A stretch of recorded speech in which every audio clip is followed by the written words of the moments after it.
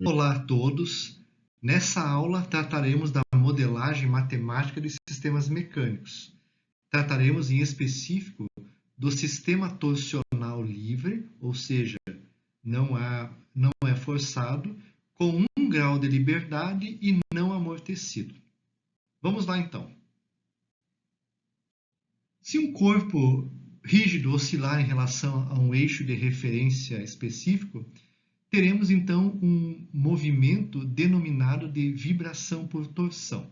Ou seja, o sistema é semelhante a esse que eu vou passar agora em seguida, tá? Olhem só.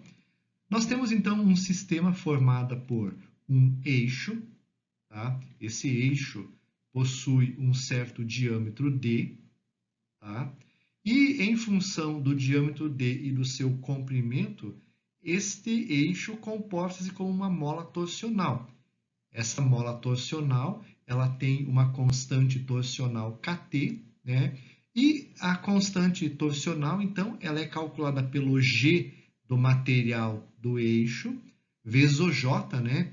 O J é π, no caso, se for eixo maciço, né? πd na 4 sobre 32, e pelo L, que é o comprimento, então, deste eixo aqui, tá?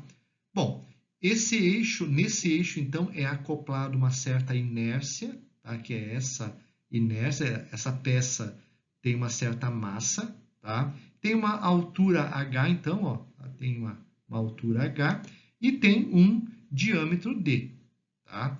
Então, esse corpo, ele denomina-se de uma inércia, né? E ele possui um momento de inércia de massa total. E para o caso de uma peça de diâmetro D circular, né, esse J0, então, esse momento de inércia de massa desta peça, ele é calculado pelo 1 meio da massa vezes o R ao quadrado, né? Divido o diâmetro, tem o raio, R ao quadrado. Então, é o momento de inércia de massa total. Tá? Não confundam esse J0 com esse J aqui. Ó. Esse J que eu estou aqui em cima, ó, ele vem lá da resistência dos materiais, da mecânica dos sólidos, né? É o πd na 4 sobre 32, e esse J0 é o momento de inércia de massa, vem dessa fórmula aqui. Cada figura geométrica, né, tem o seu J0 diferente e uma fórmula específica para cada caso. Tá? Bom, se eu tenho essa como sendo a posição de equilíbrio, né, quando eu deslocar essa posição de equilíbrio aqui de um valor θ, né, vai ocorrer, então, uma rotação angular, ou seja, um ângulo de torção. Então, um sisteminha como esse, ele é, quando eu promover, então, um deslocamento, ele vai começar a vibrar, né? E a esse sisteminha eu vou chamar, então, de vibração por torção. O problema, então, que nós vamos resolver é esse aqui, ó. Nós temos uma peça no formato cilíndrico, né? Que tem uma massa, e em função desse formato cilíndrico e de uma massa, ela tem uma certa inércia mássica, né? Como aquela que a gente mostrou no slide anterior, né?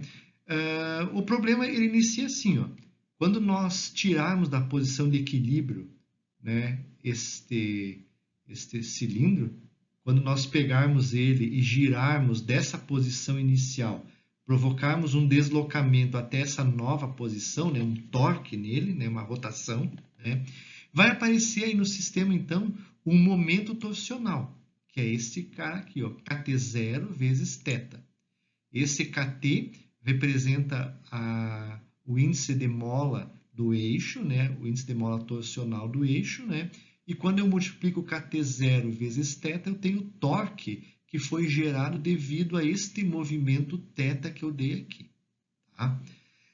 Logo após, então, a esse deslocamento, se nós retirarmos o deslocamento, soltarmos ele, o objeto, então, ele vai começar a oscilar entre esses dois extremos. Ele parte daqui, vem até mais ou menos essa posição aqui, volta novamente para a posição aqui, passa pela posição de equilíbrio e vem para cá e fica oscilando girando, né, entre esses dois extremos aqui, tá?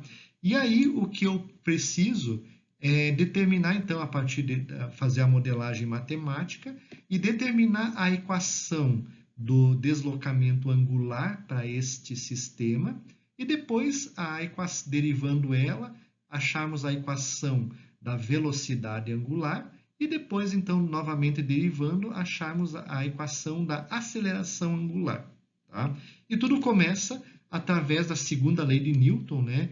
Pela segunda lei do movimento, né? Onde nós vamos fazer o somatório dos momentos efetivos que eu tenho aqui igual a inércia vezes θ, inércia vezes aceleração angular. Tá? Então, eu vou somar todos os momentos que eu tenho no sistema, no meu diagrama de corpo livre, né? E vou igualar com J0 vezes aceleração angular, que representa o momento em G efetivo do sistema. Tá?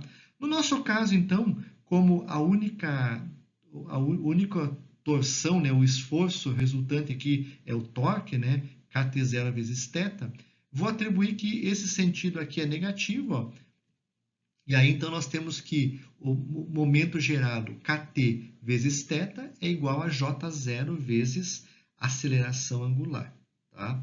Então, este sinal é negativo, que é o momento restaurador, né?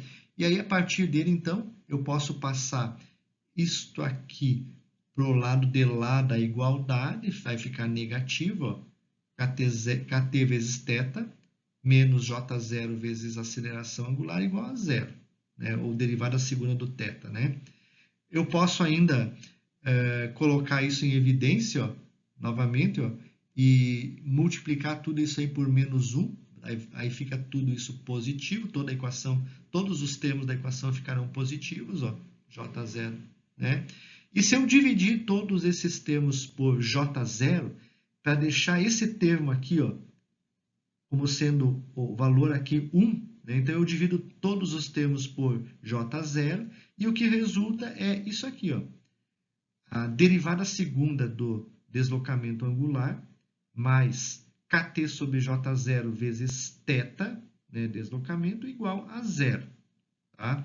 Essa equação, então, é a equação diferencial de segunda ordem homogênea do meu modelo matemático torsional.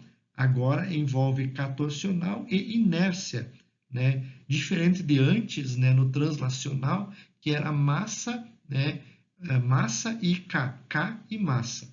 Tá? Ela é homogênea porque essa equação é igual a zero. É igual a zero. Tá? E aí, então, ela é a solução dessa equação, ela é encontrada de forma semelhante à que foi realizada no sistema translacional massa-mola. Só que os termos aqui, ao invés de lá onde nós fizemos esse sistema translacional, aqui era x. Agora aqui é θ, ó. Θ e θ. Então, fazendo semelhança, analogia àquela solução que nós fizemos anteriormente, né, nós vamos encontrar a solução desta equação diferencial.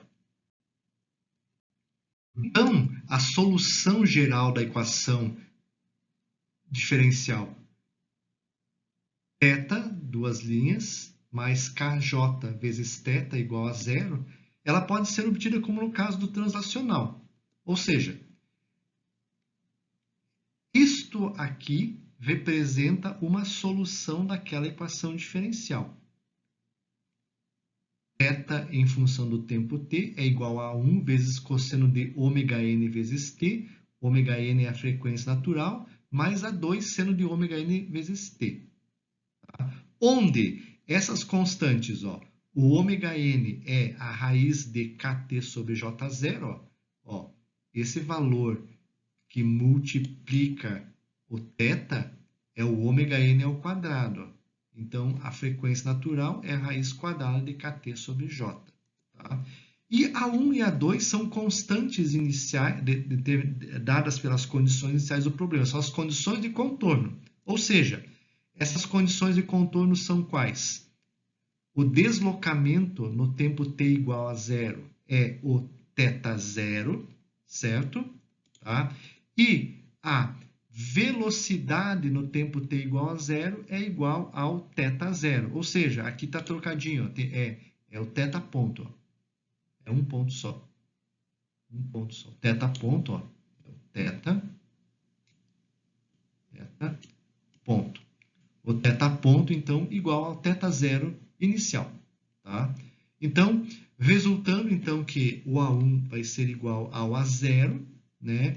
E o A2 é o θ0 ponto, né? A velocidade inicial, dividido por ômega-n. Tá? Então, essa representa a solução do sistema. Então, pessoal, a solução geral da equação diferencial, desta equação diferencial, né, resulta então nessa expressão aqui, ó, como nós fizemos antes. Ó. Esse aqui é o valor do A1, que é igual ao θ0, e esse é o A2, né, que representa a velocidade inicial sobre ômega-n. Se nós pegarmos essa equação e derivarmos ela, nós encontramos a equação da velocidade angular, e se nós derivarmos mais uma vez a equação da aceleração angular. Tá? Então, ó, a partir dessas equações, ó, nós temos então que essa aqui representa a equação da velocidade angular. Então, eu posso obter o gráfico da velocidade angular a partir dessa equação. Ó.